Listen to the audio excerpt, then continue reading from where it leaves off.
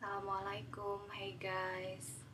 Aku memberanikan diri nih untuk membuat video dengan lighting seadanya. Mukaku juga lagi kuyu, matanya sembab, nggak make upan, lagi jerawatan. Biarin lah ya guys, karena masih nyambung sama topik yang aku bawain, yakni membuli secara fisik gitu. Nah, tampang gua nih di video ini uh, rentan untuk dibully secara fisik, dan emang sengaja karena pengen menunjukkan ke kalian tuh apa adanya. Kayak kacamata gua mereng karena ketimpa jilbab, terus jilbab gua seadanya, begitulah.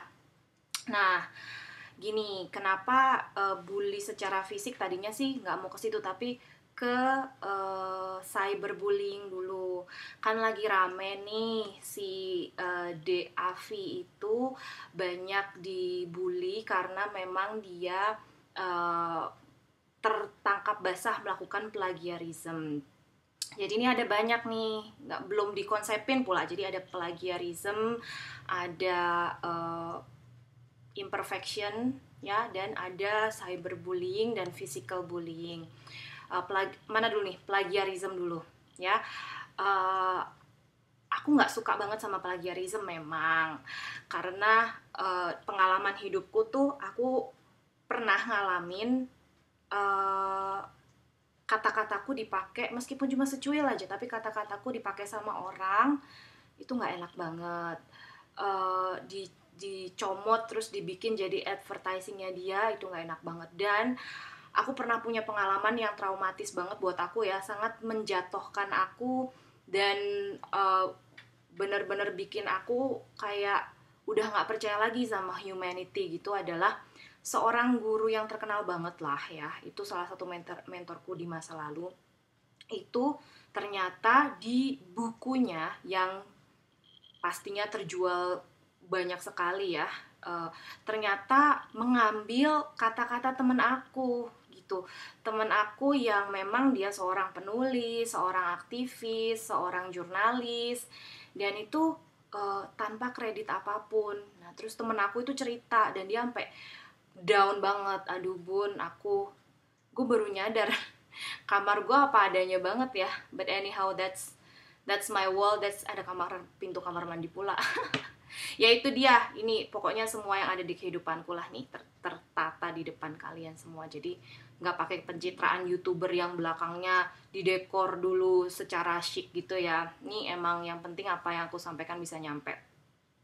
Temanku tuh sampai sedih gitu, karena apa yang kita keluarkan secara inspirasi dari Tuhan, secara musing itu capek, energinya tuh besar kalau sekedar bikin status saja gitu.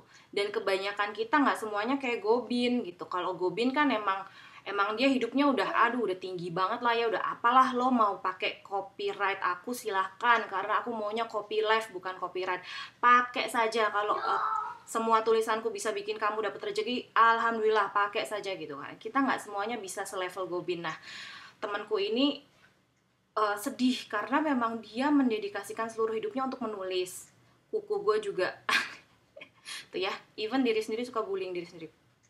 Nah, habis itu aku juga ikut-ikutan terpukul karena aku merasa setia kawan lah sama temanku ini. Temanku ini tuh kerja buat humanity, buat kemanusiaan, buat gentle birth, buat persalinan dan kesejahteraan ibu dan bayi. Ini nggak gampang loh. Dia udah bertahun-tahun, udah kaki jadi kepala, kepala jadi kaki loh gitu. Kok dengan seenak-enaknya ngambil kata-katanya dia dan kemudian diterbitkan jadi buku dan menjadi profit Allah gitu.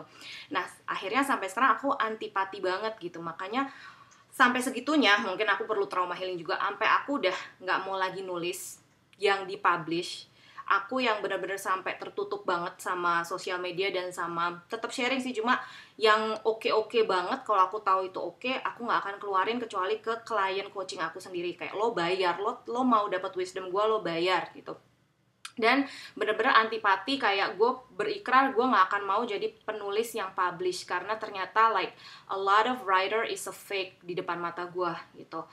Sekarang sih masih nggak tahu ya itu masih berlangsung apa enggak, tapi aku ngalamin plagiarism itu nggak enak banget. Nah, sayangnya motivator, tokoh, even kayak selevel Mario Teguh gitu ya plagiarism juga gitu. Dia terjemahin quote bahasa Inggris ke quote bahasa Indonesia.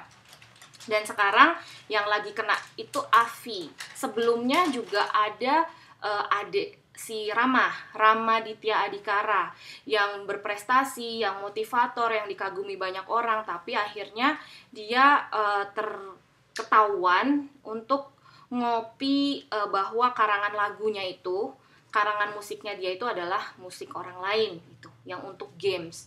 Itu udah tahun lampau banget dan akhirnya banyak yang kecewa. Dan sekarang ya itu kesalahan, people make mistake. Meskipun aku tetap antipati sama plagiarism ya, tapi memang aku mengakui bahwa setiap orang membuat kesalahan. Dan kalau dia ketahuan ya itu adalah konsekuensinya dia.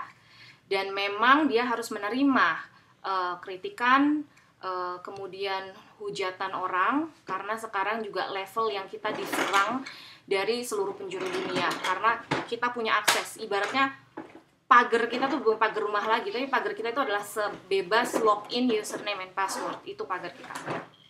Jadi kalau aku ngelihat orang-orang yang kayak menghujat Mario Teguh, menghujat Rama Ditya Adhikara zaman dulu ya, 3 tahun lalu, sekarang dia udah oke lagi sih. Setiap kesalahan tuh pasti juga memberi pelajaran kan, sekarang dia lebih oke dan lebih hati-hati, lebih bijak. Nah sekarang Afi ini ya oke, dia sudah menerima kesalahannya. Termasuk sih zaman-zaman kayak Cut Tari dan Ariel dan yang lain-lain itu ya. Tapi kan ini kan Kak, konteksnya lagi tulisan nih. Nah, bila Afi melakukan kesalahan, ya kalian harus, itu sentilan buat kalian semua gitu, bahwa nggak ada manusia yang sempurna, setiap manusia mempunyai kesalahan. Dan ibaratnya adalah ya udah kali gitu, maksudnya nggak usah langsung dikait-kaitin sama fisiknya gitu. Kebetulan Afi ini pas yang disuka dibully sama satu akun yang sengaja dibuat untuk bully dia dan memperlihatkan angle-angle dia yang lagi tidak kameragenik dan fotogenik gitu. Terus udah gitu orang mulai membahas tentang ya Allah bibirnya, ya Allah aduh udah main fisik gitu. Itu rendahan banget gitu. Siapapun gue, nggak ada semua orang yang bagus di setiap angle. Dan yang pasti kalau kita post itu pasti angle yang bagus-bagus, orang kita pengen boost up confident kita kan. Tapi kalau kita lihat semua kamera kita, ya kamera roll kita pasti ada yang jelek, yang gemuk, yang monyong, yang kita lagi mangap. Monyong. Kayak gitu, ngerti kan maksudnya? Jadi tahu-tahu nih jadi merembet. Ini yang bermasalah adalah konteks profesionalismenya, konteks etika jurnalistiknya. Tapi kenapa bawa-bawa bentuk bibir gitu? Itu kan rendahan banget mainnya, lo main fisik gitu. Jadi untuk Afi, misalnya kamu lihat video ini, aduh, I know how you feel. 2 tahun lalu aku sekedar mengeluarkan pikiran tentang sesuatu, dan dari video yang viral itu aku dihujat oleh seluruh Indonesia karena pandangan hidupku. Dan itu sakit banget. Aku aja yang udah kepala 3 tuh pasti stres ya, apalagi kamu pasti akan mengalami depresi. Dan jangan sampai kualitas hidup anak ini tuh jadi jelek karena cyberbullying ini gitu loh. Kalau anak ini beneran nanti ke depannya menderita mental illness, maka yang dosa itu adalah yang seluruh penduduk Indonesia yang hujat-hujat dia sekarang ini gitu. Kayak kita bener-bener aduh hati-hati banget di era sekarang ini gitu. Bisa jadi apa yang kita lakukan ke artis, ke sosialita, ke siapapun tokoh, figur ataupun siapa saja, itu bisa jadi akan berbalik kepada kita gitu loh. Yang kita hujat, misalnya Mulan Jamila, misalnya public enemy lah, oke, Mulan Jamila melakukan kesalahan, oke, kayak zaman dulu banget, Bahla yang udah tua, ketahuan banget gue tua, Mayang Sari melakukan kesalahan, gila era gue banget ya Mayang Sari sama Tommy itu. Tapi ya udah, terus kenapa gitu ya? Kalau dihujatnya, kelakuannya tahun 2011, dihujatnya sampai tahun 2020 gitu, ya kebangetan banget gitu, rendahan banget gitu. Jadi janganlah melakukan cyberbullying. Setiap orang melakukan kesalahan. Janganlah mengidolakan seseorang terlalu berlebihan, karena siapapun dia pasti akan jatuh juga. Tidak akan seseorang itu kayak naik terus, pasti dia akan hilaf gitu loh, pasti.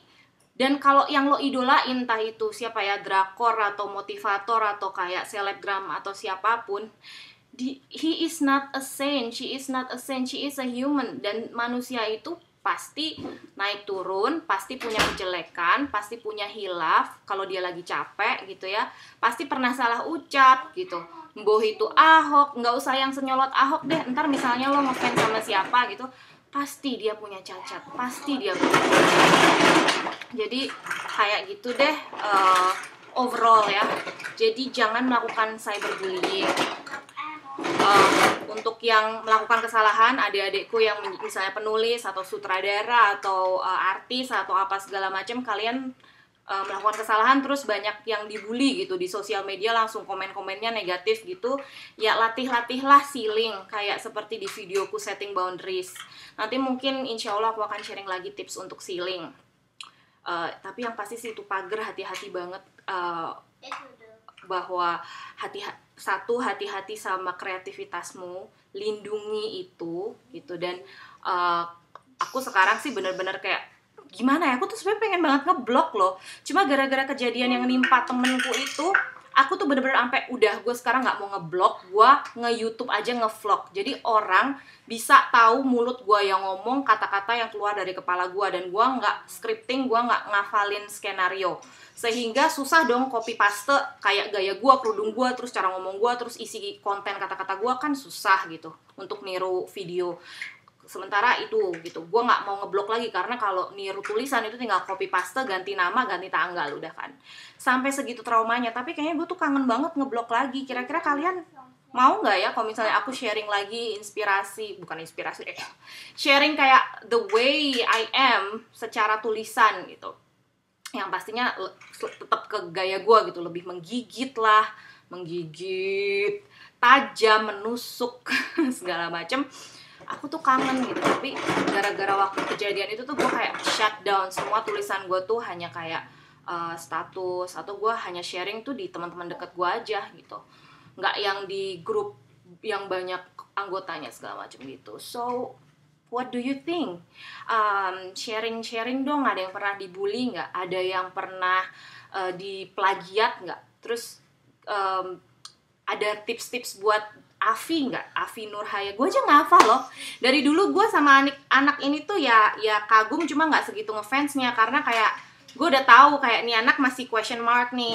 Ternyata terbukti kan, dia ternyata nggak 100% itu hasil karyanya dia. Ada 2 ya kalau nggak salah, 2 aja. Memang karyanya dia bagus-bagus.